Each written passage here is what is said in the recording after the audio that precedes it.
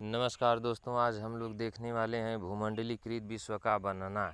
इसका भाग 4 देखेंगे और आज हम लोग की पहली हेडिंग है भारतीय व्यापार, उपनिवेशवाद और वैश्विक व्यवस्था। भारतीय व्यापार किस प्रकार से होता था? तो पहली हेडिंग है भारतीय व्यापार। प्राचीन समय से भारत व्यापार का एक प्रमुख केंद्र रहा है। भारत से मसाले, कपास, रेशम, नील और कीमती पत्थर विदेशों में भेजे जाते थे। भारत को सोने की चिड़िया कहा जाता था क्योंकि यहाँ व्यापार बहुत समृद्ध था। तो व्यापार समृद्ध संपन्न होने की वजह से भारत को सोने की चिड़िया कहा जाता था। और जो मसाला है तो मसाला को केरल से भेजा जाता था। इसके बाद कपास यानी कॉटन की खेती महाराष्ट्र और गुजरात में होती है। इसके बाद जो रेशम हो गया, इसकी अधिकांश खेती या इसका उत्पादन जम्मू कश्मीर साइड की तरफ होता है। इसके बाद नील बिहार में किया जाता था, नील की खेती। इसके बाद दूसरी हेडिंग है उपनिवेशवाद, यानी उपनिवेशवाद क्या होता है? तो जब कोई देश किसी देश पर अधिकार कर लेता है तथा वहाँ पर अपना अधिकार स्थापित करके रहने लगता है तो उसे उपनिवेशवाद कहते हैं।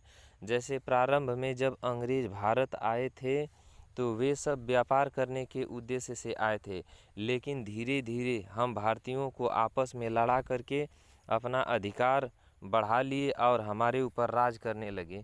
तो इसे ही उपनिवेशवाद कहा जाता है। यानी जब कोई दूसरा आ कर के आपके ऊपर अधिकार कर ले और आपके देश में रहने लगे तो उसे उपनिवेशवाद कहा जाता है।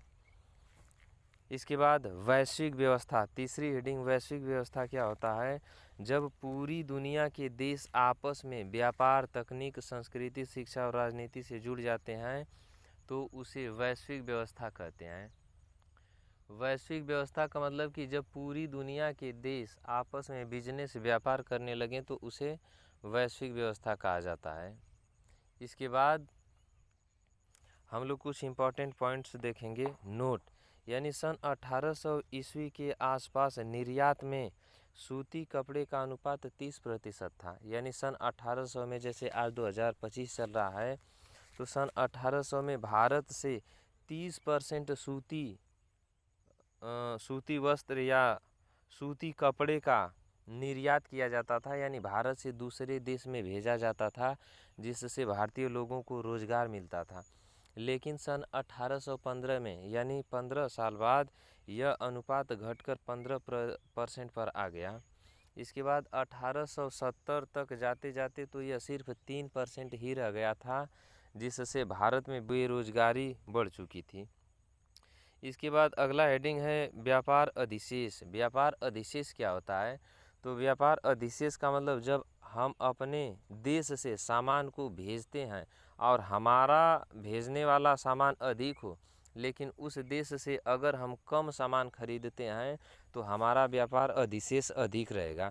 लेकिन अगर वो देश हमारे देश में अधिक सामान बेचता है और हम उसे कम बेच पाते हैं तो उसका व्यापार अधिशेष होगा। यानी जिसको अधिक लाभ उसको अधिशेष हो गया।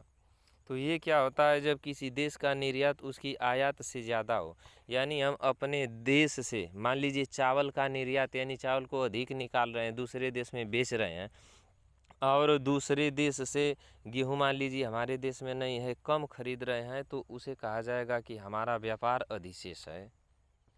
सरल शब्दों में, निर्यात अधिक होना चाहिए आयात से, तो हमारा व्यापार अधिशेष रहेगा। अब जिसका निर्यात, यानी जो अपने देश से अधिक निकालेगा, सामानों को बेचेगा, वो जायज़ सी बात है कि व्यापार अधिशेष यानी फ़ायदा में रहेगा। उदाहरण के तौर पर समझ लीजिए, अगर भारत ने 100 करोड़ रुपए का सामान विदेशों में बेच दिया, यानी 100 करोड़ का सामान हम लोग विदेश में बेच दिए और 70 करोड़ का खरीद लिए, तो हम लोग का व्यापार अधिशेष 30 करोड़ रुपए है। इसके बाद भारत के साथ ब्रिटेन सदैव व्यापार अधिशेष की अवस्था में रहता था। यानी भारत घाटा में रहता था और ब्रिटेन हमारे ही देश में हुकूमत करके वो व्यापार अधिशेष की अवस्था में रहता था। इसका मतलब भारत को घाटा होता था तथा ब्रिटेन को अधिक से अधिक लाभ होता था। इसके बाद देखेंगे महायुद्धों के बीच अर्थव्यवस्था किस प्रकार से चली थी। यानी जो प्रथम महायुद्ध, यानी जिसे विश्व युद्ध के नाम से जानते हैं, प्रमुख रूप से यूरोप में लड़ा गया था। यानी विश्व युद्ध की लड़ाई, जो प्रथम विश्व युद्ध था, ये तो मुख्यतः यूरोप में लड़ा गया था, लेकिन इसका प्रभाव पूरी दुनिया में देखा गया। इस युद्ध ने विश्व अर्थव्यवस्था को काफ़ी संकट में डाल दिया, जिससे निकलने में 3 दशक से भी अधिक समय लग गया। युद्धकालीन रूपांतरण। युद्धकालीन रूपांतरण क्या है? प्रथम विश्व युद्ध 2 खेमों के बीच लड़ा गया था, मित्र राष्ट्र और धुरी राष्ट्र। मित्र राष्ट्र के अंतर्गत ब्रिटेन हो गया, फ्रांस, रूस और अमेरिका थे, जबकि धुरी राष्ट्र इसके अंतर्गत जर्मनी हो गया, ऑस्ट्रिया हंगरी हो गया और ऑटोमन साम्राज्य यानी तुर्की था। इसके बाद इसे एशिया माइनर भी कहा जाता है, तुर्की को। इस प्रथम औद्योगिक युद्ध में टैंकों, हवाई जहाज, मशीन गन और रासायनिक हथियारों का बड़े पैमाने पर उपयोग किया गया था। अब सोच सकते हैं कि इतने बड़े पैमाने पर खतरनाक हथियारों का प्रयोग किया जाएगा तो कितना महंगा पड़ सकता है युद्ध। इसके बाद युद्ध में यानी प्रथम विश्व युद्ध में 90 लाख से अधिक लोग मारे गए और 2 करोड़ से अधिक लोग घायल हुए। यहाँ पर औरतें आ गया है, गलती हो गया, और 2 करोड़ से अधिक लोग घायल हुए। इसके बाद मृतकों और घायलों में अधिकांश संख्या कामकाजी नई उम्र के लोगों की थी। इस महाविनाश के कारण यूरोप में कामकाज के लायक लोगों की संख्या बहुत कम रह गई। परिवार के सदस्य घट जाने से युद्ध के बाद परिवारों की आय भी गिर गई। युद्ध संबंधी सामग्री का उत्पादन करने के लिए उद्योगों का पुनर्गठन किया गया।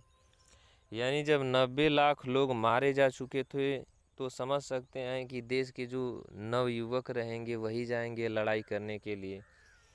इसके बाद कामकाजी यानी काम करने वाले लोगों की संख्या घट गई। इसके बाद इस युद्ध के लिए ब्रिटेन को अमेरिकी बैंकों से भारी कर्जा लेना पड़ा, जिसके परिणाम स्वरूप अमेरिका को कर्जदार की बजाय कर्जदाता देश बना दिया गया। यानी कर्जदार पहले अमेरिका था, लेकिन कर्ज देने के बाद कर्जदाता यानी कर्ज देने वाला देश बन गया अमेरिका। इसके बाद देखेंगे युद्धोत्तर सुधार, यानी युद्ध के बाद क्या सुधार हुआ, क्या परिवर्तन हुआ, बहुत इम्पॉर्टेंट है। यानी प्रथम युद्ध से पहले विश्व की सबसे बड़ी अर्थव्यवस्था ब्रिटेन था, लेकिन युद्ध के बाद सबसे अधिक संकट उसे ही झेलना पड़ा, जिससे उसकी स्थिति बिगड़ चुकी थी। चूँकि लड़ाई में उधर से मुख्य ब्रिटेन था और इधर से जर्मनी था, तो इन दोनों में इससे पहले ब्रिटेन की अर्थव्यवस्था बहुत अच्छी थी, काफ़ी संपन्न था, लेकिन युद्ध के दौरान बहुत अधिक संकट यानी आर्थिक नुकसान झेलना पड़ा, जिसके बाद इसकी अर्थव्यवस्था बिगड़ गई थी। युद्ध के खर्चे की भरपाई करने के लिए इंग्लैंड ने अमेरिका से काफ़ी कर्ज लिया था, जिससे उस पर बहुत अधिक ऋण हो गया था। यानी जो इंग्लैंड था वो कर्जदार बन गया था, एकदम कर्ज में डूब रहा था। इसके बाद 1921 ईस्वी में प्रत्येक 5 में से एक ब्रिटिश मजदूर के पास काम नहीं था।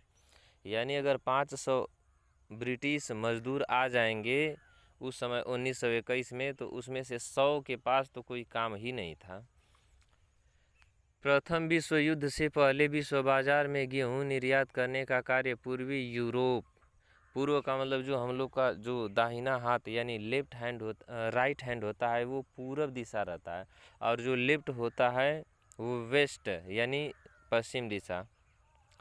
तो जो यूरोप का पूर्वी भाग था, प्रथम विश्व युद्ध से पहले विश्व बाजार में गेहूं निर्यात करने का कार्य वही करता था, लेकिन प्रथम विश्व युद्ध के बाद यह पूरी तरह से तबाह हो गया था और गेहूं का उत्पादन अमेरिका हो गया, ऑस्ट्रेलिया तथा न्यूजीलैंड में होता था, और यही देश विश्व को गेहूं आपूर्ति करते थे। लेकिन युद्ध समाप्त होने के बाद ही इसने फिर से गेहूं का उत्पादन करना शुरू कर दिया। लेकिन जैसे ही युद्ध समाप्त हुआ तो जो ब्रिटेन था उसने फिर से गेहूं का उत्पादन करना शुरू कर दिया, और इसके बाद विश्व बाजार में गेहूं की अधिकता हो गई, अधिकता हो ही जाएगी। इससे पहले पूरी दुनिया को गेहूं देने का कार्य करता था यूरोप यानी ब्रिटेन, और जब ब्रिटेन युद्ध में फंस गया तो अमेरिका हो गया, ऑस्ट्रेलिया, न्यूजीलैंड से गेहूं आने लगा। यानी उधर भी बहुत अधिक पैदावार हुई और इधर ब्रिटेन भी गेहूं का अधिक पैदावार कर दिया, जिसके बाद उनकी कीमतें कम हो गई और किसान गंभीर आर्थिक संकट में फंस गए। तो ये रहा हमारा आज का वीडियो। उम्मीद करते हैं कि समझ में आया होगा और इसको अच्छे से पढ़ लेंगे। इससे MCQ क्वेश्चंस पूछने की अधिक संभावना रहती है। तो आज के लिए इतना ही, मिलेंगे अगले वाले वीडियो में, तब तक के लिए जय हिंद।